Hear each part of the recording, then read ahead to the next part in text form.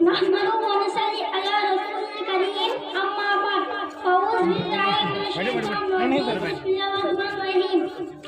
ألا إن أولياء الله لا خوف عليهم ولا هم يحزنون تقریر سننا سنانے سے پہلے ایک مرتبہ درود شریف پڑھیے میرے ساتھ السلام علیکم یا رسول اللہ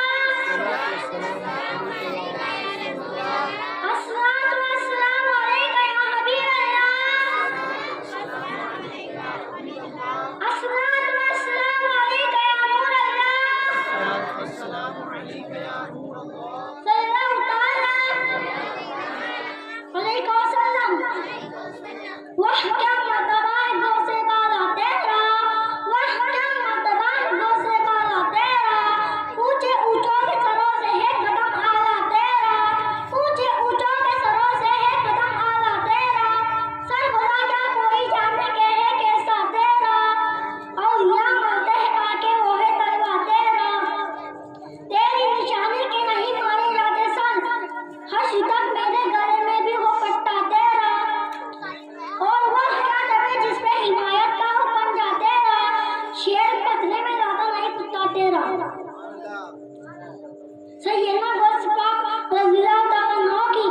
حیات ربیع ایک واقعے میں آپ کے سامنے پیش کروں تاکہ آپ کی عظمتوں کا اپنے سینے میں بٹھائے آج ہم ہوگے جب ہمیں کوئی بلاتا ہے ہم دل سوچتے ہیں کہاں بٹھائیں گے کیسے انتظام ہوگا کیسا گھر ہوگا کیا کھلایا جائے گا کیا پلایا جائے گا کیسا رکھا جائے گا اگر تھوڑی سی بھی ہماری قاضی تواضع کے اندر 19-20 بار مانگا ہو جائے تو ہم کہتے ہیں بھیا آئندہ نداعت مت دینا تمہارے گھر میں ایئر کنڈیشن نہیں تمہارے گھر میں اچھا پلیٹ نہیں تم نے اچھا کھانا نہیں کھلایا یہ ہماری سوچ ہے لیکن جب بول سکا یہ کتنا دیکھتا ہوں تمہیں لا کے دم دے جاتی ہے اللہ اکبر سیدنا غوث پاک رضی اللہ تعالیٰ عنہ ایک علاقے کے لیے تشریف لے گئے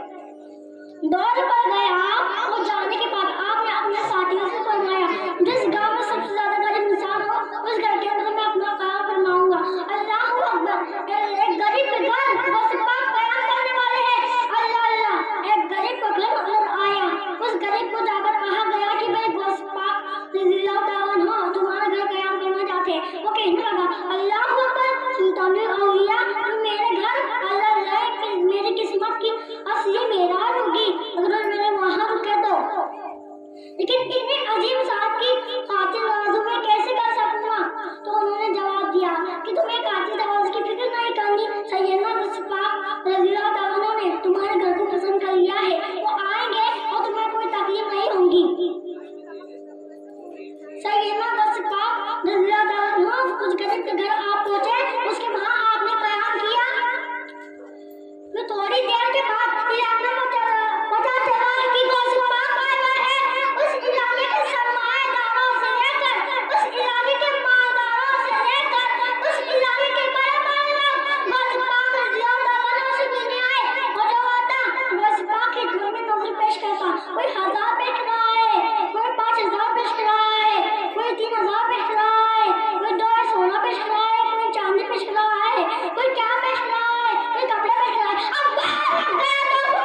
سیدنا غوث پاک رضی اللہ تعالیٰ عنہ کی بارگاہ میں ایک سرمایہ عرض کیا کہ حضور جس گھر میں آپ قیام فرما رہے ہیں وہاں پر لوگوں کو آنے کا دقت ہوتی ہے آپ کے لیے بھی دقت کا مسئلہ ہو سکتا ہے حضرت میرا بڑا گھر ہے آپ وہاں ہیں تو حضور بہت اچھا ہوگا جب آسانی سے مل سکیں گے سیدنا غوث پاک رضی اللہ تعالیٰ عنہ نے فرمایا نہیں میں نے اس گھر کا انتخاب کیا ہے میں ہی رہوں گا اللہ اکبر میرے پیارے آقا صلی اللہ علیہ وسلم کے پیارے جوانوں کچھ دنوں کے قیام کے بعد سیدنا غوث پاک رضی اللہ تعالیٰ عنہ سے وہاں سے نکلنے کا ارادہ کیا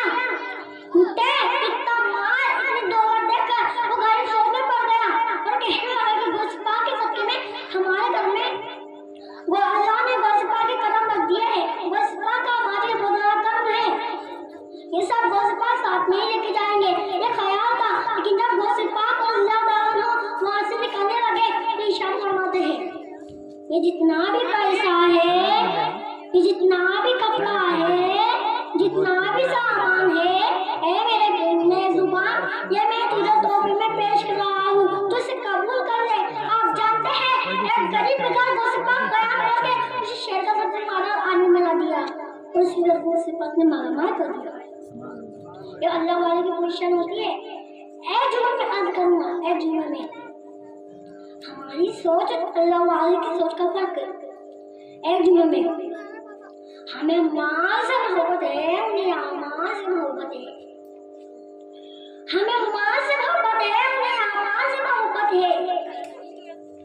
हम माल पर ना मिटते हैं, वो आमाल पर ना मिटते हैं।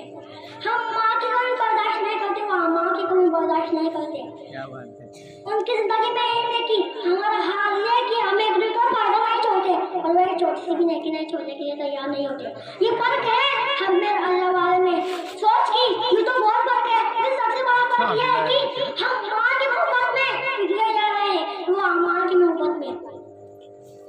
इसलिए कि वो जानते हैं कि माँ दुनिया में काम आएगा, लेकिन आमाल दुनिया में भी और आखिरत में काम आएंगे। अल्लाह वालों के निष्कदम पे चलो। बस पाक और बाबा निगाह में कितना ऊंचा मकान अता फरमाया है। आप क्या समझते हैं जब बगदाद की सरजमीन से चाहे कि हिंदुस्तान की सरजमीन पर सालबेटे में कोनिया सालबेटे के इलाके में गरीबों की बस्तियों में होने वाला इज्तिमा जो गोस्पा के नाम से मंसूब है, तो जब इज्तिमा को इशारा करूं तो जब गोस्पा कहीं दे सकते पूरा की कसम आप में मेरे गोश्त में ताकत रखिए कि बगदाद से जाए तो सालबेटे में होने वाला इज्तिमा को भी अपनी निगाह से देख सकते हैं। आज की माँ अपने बच्चों को क्या बनाना चाहती है? क्या हो जाए कि बच्चे डांसर पैदा हो रहे हैं? क्या हो जाए कि बच्चे झूठ बोलने को तैयार हो रहे हैं? क्या हो जाए कि बच्चे के कहीं के अंदर सत्ता नजर नहीं आता? वजह सबसे बड़ी है जब बच्चा माँ की पेट के अंदर परवरिश पाता है, तो माँ डांस देख रही होती है, माँ सीरियल देख रही होती है, माँ बिग बॉस देख रही होती है, माँ हर चीज को देख रही होती है, माँ जनाती हुए बन्ना को देख रही होती है और डांस देखकर रहमान को गुजारती होती है। लेकिन गौसे पाक की माँ इतनी अजमत वाली थी, जब गौसे पाक अपनी माँ की शिकन में थे तो माँ कुरान की बात करती थी, माँ के पेट से आके कुरान पे होता। आज की माँ ने अपनी जिंदगी बिगाड़ दी, शिकायत करती है बेटी शादी बीबी को लेकर चला गया, बीबी को लेकर भाग गया, हमारी फिक्र नहीं करता। आपने बचपने में अपनी अजमतों को दस दिया था, आपने बचपने में गौसे पाक माँ के किरदार को अपनाया था, तो आज बच्चा भी आपके कदमों से लिपटा होता और आपने मोहब्बत का चिराग अपने सीने में रोशन किया होता।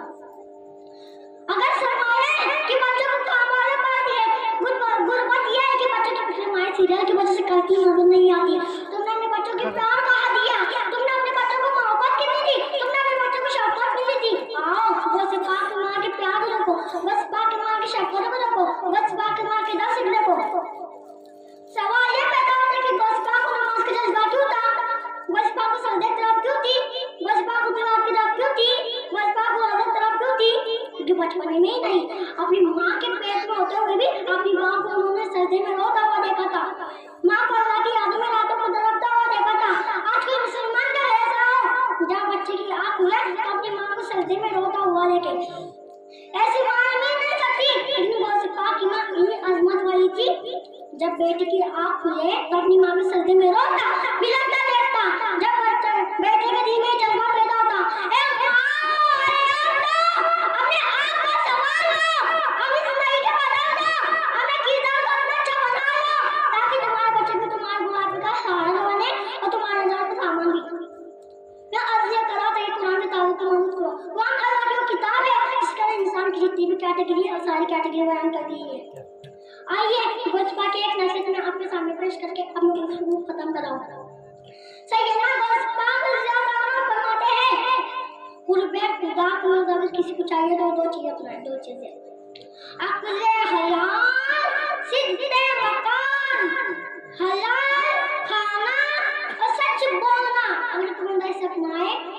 अपनाने वाले को अल्लाह अपने गुर्ब की दौलत से मालामाल कर दिया करता है। अल्लाह में कहने सुनने से ज्यादा अमल करने की तौफीक अता फरमाए। अस्सलामु अलैकुम व रहमतुल्लाहि व बरकातहू।